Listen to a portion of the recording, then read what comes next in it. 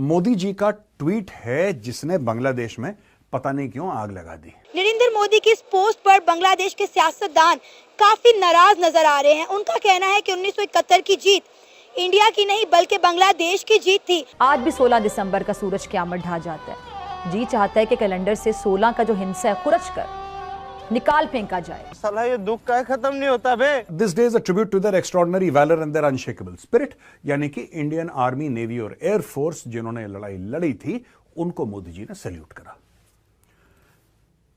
बांग्लादेश में आग लग गई इस ट्वीट के चक्कर में। 1971 की जो जंग है वो जारी बात है भारत के लिए भी बड़ी इंपॉर्टेंट है। भारत जो है वो हर साल विजय दिवस जो है वो सेलिब्रेट करता है। विजय दिवस जो है ये हर साल 16 दिसंबर को सेलिब्रेट किया जाता है, लेकिन इस दफा थोड़ी डिफरेंट सिचुएशन हुई है। 16 का हिंसा पाकिस्तान के लिए ऐसा ही बोझल और तकलीफ थी। ये वो दिन है जब एक भाई दूसरे भाई से जुदा हुआ। एक स्टूडेंट की हैसियत से मैं एक बात आज कहना चाहूंगा कि मोदी जी से बड़ा मास्टर नहीं है स्ट्रेटेजिक कम्युनिकेशन में। ये कहते कुछ हैं और बिल्कुल नॉर्मल सी बात है, इन्होंने कोई ऐसी गलत बात नहीं करी, लेकिन पूरे ट्वीट में कहीं पे बांग्लादेश का नाम है ही नहीं। 1971 के बाद आज बांग्लादेश को ये क्यों याद आ रहा है कि इसका क्रेडिट इंडिया को नहीं जाना चाहिए? क्योंकि अगर हम अपनी पाक स्टडीज की बात करें, जिसे हम उर्दू में मुतालिया पाकिस्तान कहते हैं, उसमें भी हमें यही पढ़ाया गया कि 1971 में हमने इंडियन आर्मी के दांत खट्टे कर दिए। बाद में पता चला कि वो तो जंग हम हारे थे, इंडिया जीता था। अच्छा, कुछ गलत भी तो नहीं लिखा। ये कह रहे हैं कि भाई हमारे जो बहादुर सिपाही थे हम उनको नमन करते हैं, उनके बलिदान को नमन करते हैं। बस नमन करके मोदी जी का ट्वीट खत्म। यहां पे बांग्लादेश में हल्ला हो गया, मुंह से झाग निकल रहा है लोगों के।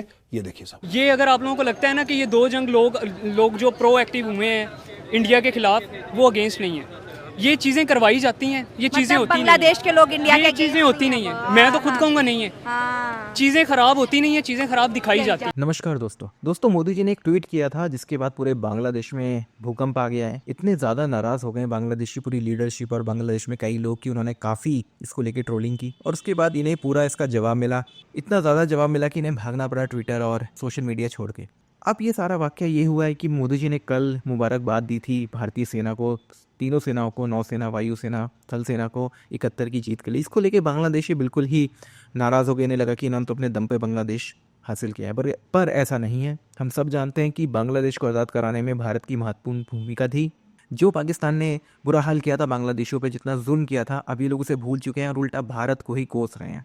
आप इस सब के बारे में क्या जानते हैं, क्या सोचते हैं? कि आपको लगता है कि बांग्लादेश में जो चेंज आया है भारत को लेके, जो उनका, आप इस सब के बारे में क्या सोचते हैं? डीप स्टेट के खेल में फंस के बांग्लादेश ने अपने आप को पूरी तरह से बर्बाद कर लिया है। आपके जो भी विचार हो कमेंट बॉक्स में जरूर लिखिएगा। वीडियो अच्छा लगे तो लाइक करें, शेयर करें, चैनल को सब्सक्राइब करना ना भूले, बेल का आइकन प्रेस कर दें लेटेस्ट नोटिफिकेशन के लिए। आइए आगे बढ़ते हैं इस वीडियो में। बांग्लादेश के अंदर मोहम्मद यूनुस साहब की जो गवर्नमेंट है, उन्होंने एक रिएक्शन दिया है Indian prime minister Narendra Modi के इस मैसेज को, विजय दिवस को या विक्ट्री डे को। क्लेम किया है कि जो 1971 की जो विक्ट्री है वो बांग्लादेश एंड इंडिया की है। मोदी साहब जो हैं उन्होंने अपने सोशल मीडिया पे विजय दिवस को कमेंट किया और उन्होंने कहा जी कि हम अपने जो फौजी हैं उनकी ऑनर को, ब्रेवरी को हम उनकी ग्लोरीफाई करते हैं। हमारी अनवेवरिंग रिजॉल्व रहा है 1971 में और हमारे लोगों के लिए ये एक बड़ा एक्स्ट्रॉर्डनरी मोमेंट है। और इंडिया इसको, जारी बात है, मैं देख रहा था इंडिया के जो डिफेंस मिनिस्टर साहब हैं वो इसको सेलिब्रेट कर रहे थे। मोदी साहब स्टेटमेंट जारी कर रहे थे। Indian army, air force and navy जो है उन्होंने जिसे कहते हैं ना यूनाइटेड जिसे कहते हैं ना ऑफेंसिव लॉन्च किया था उस वक्त। ये आज जो जिसे कहते हैं ना बांग्लादेश जो रिएक्ट कर रहा है, जो बांग्लादेश के आसिफ नजरुल साहब हैं, उन्होंने कंडेम किया है प्राइम मिनिस्टर मोदी की तरफ से ये जो स्टेटमेंट है।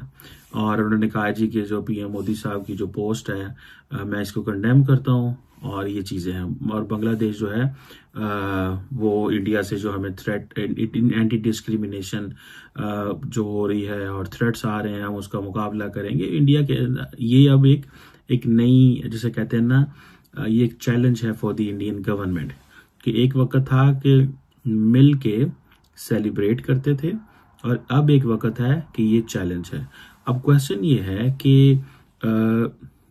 भले बांग्लादेश ओन करे या ना करे, लेकिन इंडिया तो ये कहेगा ना भाई हमने जो काम करना था कर दिया, हमने उस वक्त बांग्लादेश की आज़ाद मुल्क बनाने में रोल प्ले किया, हमारी फ़ौज ने आप लोगों के लिए जानें दी, हमने जारी बात है वो जो बांग्लादेश की आज़ादी थी वो सिर्फ बांग्लादेश की आज़ादी तो नहीं इंडिया ने दिलाई, वो तो पाकिस्तान से स्कोर सेटल किया ना, जिसको जो उस वक्त इंदिरा गांधी थी कि we have drowned the two nation theory in the Bay of Bengal, if इस Muslim nationalism is something very important an idea और Muslim nationalism gels the communities, तो ये क्यों नहीं फिर जेल कर सकी, क्यों नहीं आप जो है वो जेल रहे, ये एक जारी बात है, ये एक सवाल जो है उनके लिए मौजूद है। और मुझे भी इस चीज़ को वो जारी बात है, मैं भी इस चीज़ को मानता हूँ और मैं इसका क्रिटिक रहा हूँ कि अगर मुस्लिम नेशनलिज्म जो है वो एक इम्पॉर्टेंट चीज़ थी तो क्यों बांग्लादेश और पाकिस्तान जो है वो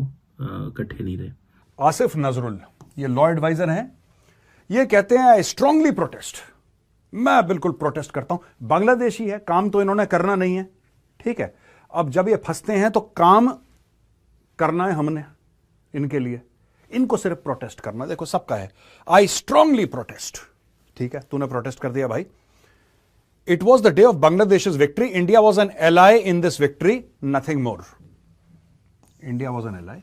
मैं चाहता हूं आसिफ नजरुल, ये तो देखो ये 1966 का पैदा है ना शायद, ये आसिफ नजरुल, ठीक है जी, ये बच्चे हैं, ये हसनत अब्दुल्ला और इशाक हुसैन, इशराक जो भी इसका नाम है, दीज आर किड्स, तो मैं इन पे बाद में आऊंगा। ये उस समय 5 साल का था जब लड़ाई हुई थी। तो आसिफ नजरुल तुम अपने बाप से पूछो, जो सफेद बाल सफेद दाढ़ी वाले हैं ना बुजुर्ग, उनसे पूछना कि जब तुम्हें ऑपरेशन सर्चलाइट के तहत तुम्हारे लोगों को काटा जा रहा था, कौन आया था तुम्हारी जान बचाने के लिए? तुम कहते हो एलआई था, India was just an ally, चलो ठीक है, अगर इंडिया सिर्फ एक एलआई था, तुम्हारे और कौन से एलआई थे, उनका भी नाम हमें बताओ, उनका भी नाम बताओ। 3000 से ज्यादा हिंदुस्तानियों ने, इंडियन सोल्जर्स ने अपनी जान दी बांग्लादेश के अंदर। हम चाहते बांग्लादेश को भारत में मिला सकते थे और तुम और तुम्हारा बाप कुछ नहीं कर पाता।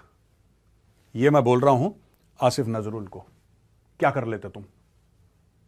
We had an army that was 3 or 4 times the size of the Pakistan army, और पूरे बांग्लादेश में हमने इनको सरेंडर करवा दिया और खदेड़ दिया।